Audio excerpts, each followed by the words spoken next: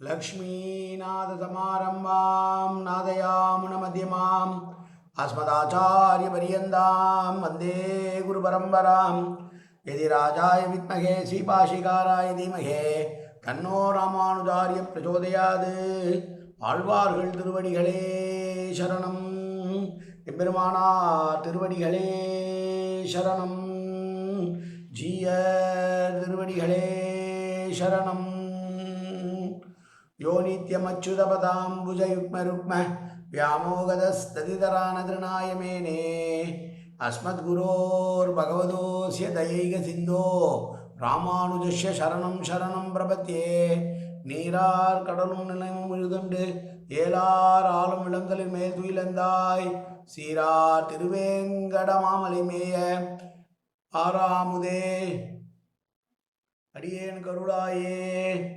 எல்லாம் வல்ல ஏழுமலையான் பெருங்கருணையால் 2024-25 அனாத்தியாயன காலத்தினுடைய 36வது நாள் பாசுர பதிவேற்றம்.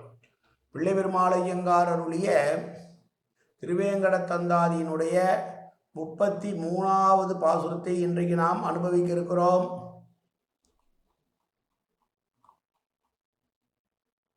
முதலிலே தனியன். மத்து அலை தந்தலை சூழ் விளவேங்கடவாணனுக்கு தொட்டு அலை உண்ட பிரானுக்கு அன்பு ஆம் பற்ற தூய பொற்றாளுள் தலையுண்ட மணவாளதாசன் உகந்துரைத்த கட்டளை சேர் திரு அந்தாதி 100 கலித்துறையே. 33வது பாசுரம். சித்திக்கு வித்து அதுவோ இதுவோ என்று தேடி பொய்நூல் கத்தி குவித்த பல் புத்தகத்தீர் கட்டுரைக்க வம்மின் அத்திக்கு இத்தனையும் உண்ட வேங்கடத் தச்சுதனே முக்திக்கு வித்தகன் என்றே ஸ்ருதி முறியிடுமே. பெருமாள் யார் என்று சொல்லுகிறார். என்ன சொல்லுகிறார்? ஞானம் இருந்தால்தான் மோட்சம் என்று ஒரு பரவலான கருத்து. ஞான துவாரே முக்தி என்று சொல்லுவார்கள். ஞானம்தான் முக்திக்கு துவாரம், வாசல். அந்த ஞானத்தை அடைய வேண்டும் என்றால் இதனால் அடையலாமோ அதனால் அடையலாமோ, அப்படி படிக்கலாமோ இதை படிக்கலாமோ அதை படிக்கலாமோ என்று தேடி தேடி பல புத்தகங்களை பல பொய்யான புரட்டுகளை எல்லாம் படித்து தொண்டை கிழிய கதறி அதுதான் இது இதுதான் அது என்று அலைகிற பொய்யர்களே, உங்களுக்கு மோட்சம் கிடைக்கவே கிடைக்காது. மோட்சத்திற்கான உண்மையான வழியை நான் சொல்லட்டுமா?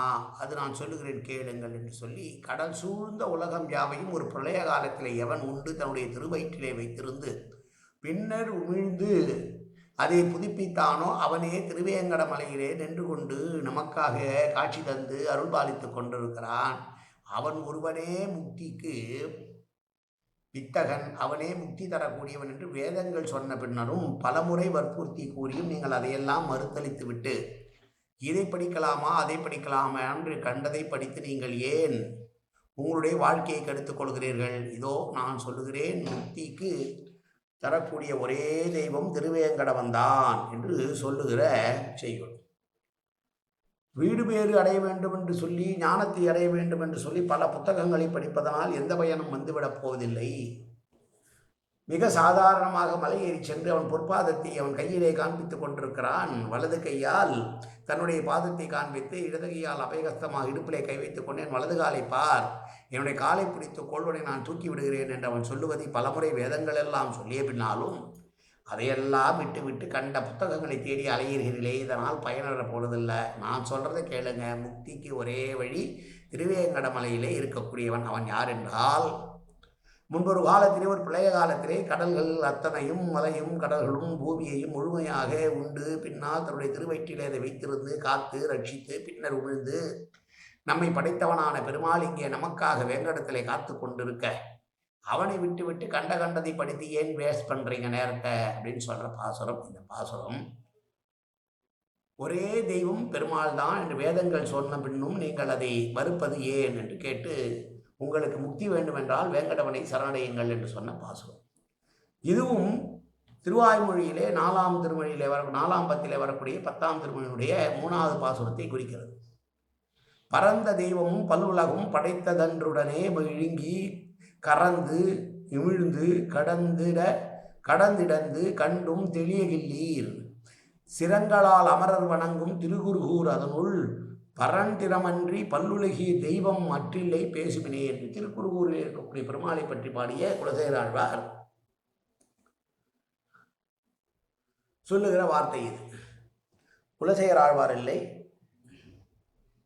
திருமங்கை ஆழ்வார் பாடிய பாசுரம் இது. இப்படி ஒரு காலத்திலே, பிரளய காலத்திலே எல்லாவற்றையும் தன்னுடைய திருவயிற்றிலே உண்டு நமக்காக வைத்திருந்து மீண்டும் படைத்த அவனை தவிர வேறு யாரும் கிடையாது. அவனே இங்கே பெருமாளாக திருவேங்கடமலையிலே நின்று கொண்டிருக்கிறான், அவனை பணிவோம் என்று சொன்ன மற்றொரு பாசுரம். இந்த 33வது பாசுரம் 36வது நாள் பதிவேற்றத்திலே மீண்டும் ஒரு முறை பாசுரத்தை சேவிப்போம். சித்திக்கு வித்து அதுவோ இதுவோ என்று தேடி பொய்நூல் கத்தி குவித்தபல் புத்தகத்தீர் கட்டுரைக்கவும் மின் அத்திக்கு இத்தனையும் உண்ட வேங்கடத்தச்சுதனே முக்திக்கு வித்தகன் என்றே சுருதி முறையிடுமே. அச்சுதன் என்றால் நீங்காத நிலையான தன்மை உடையவன், தன்னை பற்றுபவர்களை காத்து ரட்சிப்பவன், தன்னை நினைக்கிறவர்களை, தன்னை வேண்டுகிறவர்களை எந்த காலத்திலும் விடாதவன் என்ற பொருள் கொண்ட அச்சுதன். காயேன வாச்சா மனசேந்திரியர்வா உத்யாப்தனாவா பிரகதேசுபாவாது கர்வம் எந்த சகலம் பரஸ்மை ஸ்ரீமன் நாராயணா ஏதி சமர்ப்பயாமி. உடலாலும் உள்ளத்தாலும் வாக்காலும் சகலவிதமான பாபங்களும் தோஷங்களும் நிறைந்ததாக இவ்வுலகத்தினுடைய இயல்பிருந்த போதிலும் அடியேன் செய்கிற நல்வினையோ தீவினையோ அத்தனையும் உன்னுடைய கமலமலர் பாதங்களில் சமர்ப்பிக்கிறேன் கண்ணா. காத்தொள்வாய் கண்ணா, ஏற்றுக்கொள்வாய் கண்ணா. எப்போதும் உன் திருநாமும் கண்ணா கண்ணா கண்ணா என்று நாவில் வருவதற்கு அருள் புரிவாய் கண்ணா. சர்வத்திர கோவிந்தநாம சங்கீர்த்தனம். கோவிந்தா கோவிந்தா கோவிந்தா கோவிந்தா கோவிந்தா கோவிந்தா கோவிந்தா கோவிந்தா கோவிந்தா.